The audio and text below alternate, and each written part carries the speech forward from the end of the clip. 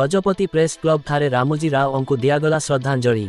गजपति जिला पारलाखेमुंडी स्थ town hall ठारे थिबा गजपति प्रेस क्लब ठारे रामोजी फिल्म सिटी रो प्रतिष्ठाता स्वर्गीय रामोजी राव श्रद्धांजलि ज्ञापन करा जायछि। स्वर्गत Rao Ramoji Rao film city, ETV group एवं ईटीवी नेटवर्क रो प्रतिष्ठाता अटंती। एथिसह से पद्म विभूषण पदक द्वारा गौरवान्वित होई सारिछंती। आज सकाळे से हैदराबाद स्थित एक घरोई हॉस्पिटल रे 87 वर्ष बयस रे शेष निश्वास त्याग करथिले। आज ए विषय को नहीं गजपति प्रेस क्लब ठारे स्वर्गत राव प्रति छवि ठारे प्रदीप प्रज्वलन करी श्रद्धांजलि ज्ञापन करा जायथिला।